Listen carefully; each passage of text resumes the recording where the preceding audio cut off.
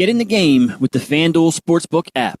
Bet on the NFL, NBA, NHL, MLB, soccer, golf, MMA, and more. Every sport, every market, right at your fingertips. Deposit instantly with PayPal, Venmo, or Apple Pay, starting at just $10. Win big and cash out fast. PayPal in 24 hours or instantly at retail sportsbooks. Available in over 20 states, FanDuel's app is your ticket to the action. Download the FanDuel Sportsbook app now. Next is from Billy Carpenter, and the subject is Unreal Punk. Hey guys, I was wondering what your number one piece of cutlery is to use. Oh wait, sorry, that's the type the Patreon dorks write in to bore the rest of us from wanting to join. My real question is for Konnan. Last week you guys put the WWE Unreal clip on YouTube, and Konnan mentioned that you felt that CM Punk came across badly in it. I was wondering if you could please go more in depth of that, because for me, I thought he came across pretty well, but I do love to hear your takes on stuff. P.S. Konnan, so happy with your Triple Mania and this WWE Legends deal. It's going to be amazing. You'll be my Divas champion in 2K26, and I will customize your ring gear to add lovely. And keep it moving. Suspend this. Yeah. Did you get the Legends deal? No. The WWE Legends deal? No. Oh, so suspend him for the. Just info. So suspend him for the Divas champion to add the. Trying to get over on my own show. Yeah. Right, and for misinformation on the Legends deal, 2 weeks. But would you expound on why you think that Punk came across badly in that? I don't even know what he's talking about. What is it? You mentioned to me you felt that Punk came across badly in the WWE Unreal show, which I have not seen yet. And he wants you to. He thinks Punk came across fine. He's wondering what specifically makes you think that Punk came across badly. I would have to hear the clip, bro. I don't remember. All right. Okay. Next is from Luke Smith, our boy from Down Under. WWE Unreal. Hey guys, what were your thoughts on WWE Unreal? Found it hilarious that Dave and Brian immediately buried it. Dave said he watched about an hour in total of the series and picked it to pieces. But of all people, Jim Cornette, for the most part, put it over detail in this podcast. What do you guys think that one of the most traditional guys in the entire wrestling business can put over the show, even though it goes against everyone he stands for in wrestling? But the two most influential dirt sheet guys sarcastically buried it. Seems to me that any of the backstage behind-the-scenes stuff WWE produces, the dirt sheets will shoot down because it ruins their shtick and pokes holes in the rumors that they report. Your thoughts? And that's from Luke Smith. You know what remember when I said the show it came out? I said I like the concept because people that think they know a bunch, we're going back deeper, but more behind the curtain to show, like, yeah, you guys, unless you're back there, you don't really know exactly what's going on. And I think it kind of like maybe like some of the dirt sheet community maybe kind of dislike this because they found out there's a lot that they don't know. What is, you know what I'm saying? What is Russo saying? What do you think about that, Cody? Russo's take was that he can't. The thing that shocked him the most, and I said, Konnan will tell you this too, because I was talking about it, is how much the wrestlers had to be coddled like children. Okay, got it. Like they always had to have their feelings hurt and stuff. Everything like he couldn't believe how like collectively soft like a lot of these people are. They have to constantly be like told good things and told you mean they're like good. him? Well, yeah, exactly. But did you get that out of that show too, Konnan? No. Bro, look, it's no secret to anybody that's been listening to this show. The biggest marks are in the dressing room. The biggest marks are all the podcasters, helpers, assistants, producers, like 90% of them. They're all sensitive. They all talk. And then when you talk about them, they go into hiding, you know what I'm saying? Or they get offended, or they want to get off Twitter or whatever it is, like it's such a soft, whack crew that it's very hard for me to respect most of them, At the end of the day, people think because they read a lot that means that they know what's going on in the business. Bro, there's nothing like empirical evidence. If you're not in the dugout of a baseball team, there's no way you can know what's going in that dugout. Same thing with wrestling. You can read all you want. You can listen to everybody that you want, but you have to be there to experience it. And it's if the wrestling business itself is a big family, this is an even smaller circle of creative people. Right. You know what I like too is that this guy, that YouTube channel, that guy on Twitter, John Boy Media. Who? JOMBOY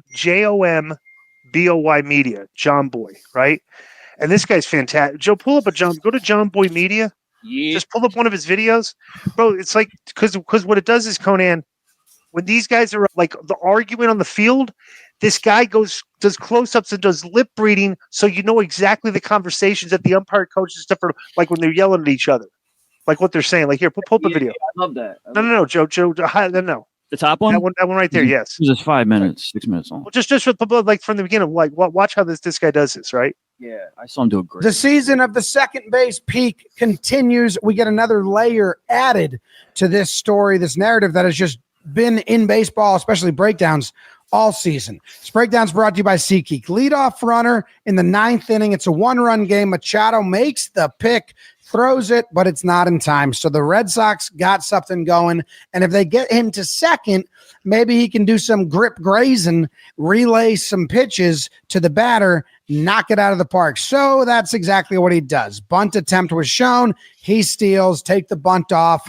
and now we got our vroom, vroom speed at second base. So you've got the lefty up. The rookie, I don't see anything there. It's a high fastball. I mean, I didn't see any relaying of a pitch. High fastball.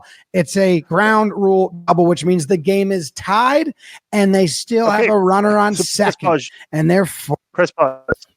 Okay, so let me get a breakdown what this guy's going to start doing, Konnan. He shows you, like, the interactions that's going on between the pitcher and the catcher, the signals that they're giving because they got the guy behind him stealing signals.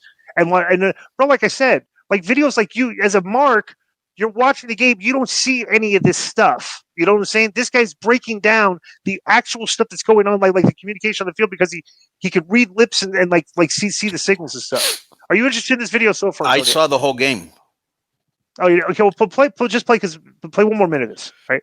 Like I didn't even like they had this conversation. They had this conversation with Machado the other day, and you know that Machado sometimes will tell the catcher or the pitcher what pitch they should throw in certain situations.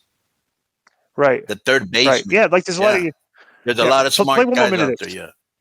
How would the Red Sox do? Are they flying there? I would guess if it's not flying, I'm not going to feel like a fool for guessing flying. So, runner on second. They have a mound meeting, and the Red Sox coaches tell their rookie, they say, hey, go see coach in the dugout. He's got some studying for you to do. Okay, what do you got, coach? Let me see. And the coach says, change up. His hand is higher, and it's bigger.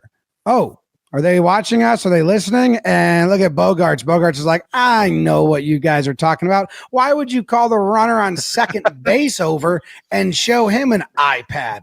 He's not scouting the pitcher. What are you guys up to? And this is what they were looking at. Pictures of the Padres pitcher with two different setups. On the left, you can see the FB for fastball, and on the right, you can see the CH for changeup. So okay, just I went in fact, bro, I love these videos. Like I'm saying, bro, like this is great. This is great. If you're a fan of the game, this is incredible. That's like WWE. To me, that's like WWE Unreal. Right. This guy's literally explaining to you like that you have no clue what's going on, which is exactly what WWE Unreal is doing, showing stuff that you guys have no clue what's going on. You know, so that's not. Yeah, I like it. So even though I haven't watched it yet, I still like the concept. There was an old shoot video that came out. It was called "Sharing My Knowledge," and it was Dreamer. Dreamer was in Philly at like a seminar, and what do you call it? I think Adam Cole was there, Callahan when they were younger. It was a CZW school that he was doing the seminar at, and basically he was just telling the guys and the girls what WWE was looking for. And at the time, he was recruiting. He was signing guys. He was talent relations, if you remember. Mm-hmm. So even though I had no aspirations to go become a wrestler, I still found that fascinating. Like he was straight up with one of the girls. He's like, you got to get implants. He was straight up with Sammy. You're too fat. He was, you know what I mean? What did he tell you? Oh no, I just watched the DVD. I wasn't there, but yeah. What did Joel Gertner tell you? Nothing. Keep at it, kid. Well, he said, well, do you start off with well. Hank Beanie, WWE, the next NASCAR? Hey, guys. I just want to say one thing about Unreal. Yeah. So in our constant thirst to know more and more about something that we enjoy watching, I see nothing wrong with Unreal. Pulls back a layer of curtain that hadn't been pulled back before, and it smartens you up to stuff that you maybe weren't aware of. I said this before, and I stand by this. when Vince McMahon came out, and so he didn't have to pay taxes and said that wrestling was sports entertainment, I was like, this guy just shot himself in the foot. But no, more people, more than ever, like when you see them on Sports Center, because they have legitimate injuries and they go to the matches and they see the crazy bumps that they take. And I was listening to this story. You know that rapper Fat Joe? Yeah. He was talking about that. What's this? Jelly Roll? Jelly Roll. Jelly Roll. Jelly Roll invited him to New York to watch his match. And during the match, he worked him, and Fat Joe thought he was really hurt. And then he kind of did like a Hulk thing where he kind of hulked up and everybody was with him. And Fat Joe was like, you know, I just have so much respect for the wrestlers, what they go through. And I know how much he's trained. Like, I think now more than ever, instead of, oh, it's fake, more, it's like you have to respect the time they put in, you know, the passion that you have, the competition, you know, and not get injured. You know what I'm saying? There's so many things. I think more than ever, people respect this. That's why when Hugo was talking, I really didn't want to jump in there, but I thought he was absolutely wrong. Right. Yeah. And so you didn't want to back up me in the argument. No, that wasn't it. That really wasn't it. It was more like you said something, and when you said this, you said it all, and there's no reason to even beat a dead horse. She said, bro, that argument that you just said, Hugo, would have been good 30 years ago, and you were absolutely correct. If you look back, it seems silly that anybody would be mad in 2025 over that show. Really? Yeah, if you look back, Cisco, I think you missed one. It's entitled "He's Back Maybe" from John Kameva. You all right there, Jay Leno? Okay. Joe, speaking of that, okay, Joe, I'm going to play this clip. Did you see this, Konnan? This is actually great. See what? Did you see those Joe Budden on his podcast talking about WWE? Like he went to go see WWE. Oh, I just sent that. you the clip, Joe. I saw that. Oh, you saw that? Man. Play this because I don't know. Joe, did you see this? No. This is good. This is a good clip. It's only minute 14. Play this. Yeah, he put it over. He said, "I'll be back." Oh yeah. With Seth, they smoked this monologue. Camera down, lights down. Now we got some fighters coming out. I don't know who these people are, but when the crowd start chanting, it's somebody. Okay. I'm chanting. It's a very organic experience for me. OTC, OTC, OTC, OTC. Yeah, fuck they talk about, nigga. Yeah, I don't know who's a good guy, a bad guy, but if the crowd is chanting, doing that. You OTC. We OTC. OTC. Bragging that he had the belt. Yeah. Mm-hmm. He just and then something came out. Roman Reigns. And I was like, yo, who didn't? No, it wasn't Roman. CM Punk. I was like, yo, who is this dude? Kaz is a wrestling head, so he bringing everything. He says, too much story to give you with this one. But this guy right here that used to be in a group, they split up, yada, yada, yada. I said, word? And the crowd started chanting, L.A. Knight. L.A. Knight. L.A. Knight. L.A. Knight. He's going to begin. L.A. Let's go. They wasn't really with Seth. Oh. Nah, they weren't. Like, he's on some bad guy. Yeah, he's a They wasn't really feeling something. You know what I like, bro? You know what would be great content is have like these old school rappers in a barbershop talk about the show. Right, but it's like they used to do with LeBron on HBO. Right. How great was that show? Yeah, it's hysterical. But what was I going to say? But whenever you look at anything, whether it's Budden, whether it's, you know, the other day I saw Roman on, what's the show with Stephen A? Right. First Take. Whatever. Yeah.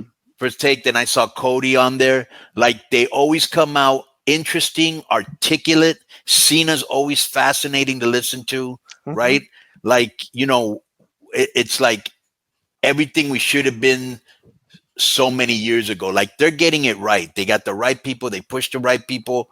The right people are going out there and giving the narratives that WWE wants. They look professional. They're in shape. They're humorous. They're not dorks. You know what I'm saying? Like, they're not showing up dressed up like the Ultimate Warrior used to. Like, he'd show up in his trunks with the face paint. People are like, you know, I used to think as a fan, these guys Yeah. They dress like Hollywood stars would dress. Right. Which is kind of what they are. Right. They're entertainment, they're like stars of entertainment. So I was like, yeah, interesting. So let me read something that I found the other day, Disco. Let me see if I still have it. You know how they have those Facebook memories? Yes. This was like from 2012, and you were explaining then what the common fan had turned into. And I was like, I was explaining then? Yeah, you were explaining it in some post. Right. And I just read it, and I was like, wow, he wrote this like 10, 13 years ago. 13 years ago. Yeah. And it still holds true what you had said back then. I wrote stuff in 2007 that holds true today. I saw the trend coming. Yeah. Because I see the trends coming and see what's going to happen. And this, so yeah. Yo, what's up? I just want to thank you guys for watching this clip. Don't forget to hit the like button, leave a comment, and subscribe. And join our YouTube membership for hours and hours of exclusive, unedited, uncensored content. And being a member will help you get involved in our upcoming live streams. Thank you for your support. Thank you for riding with us. I know you got a lot of other podcast choices, be it wrestling or other ones. And thank you for picking us. Boom.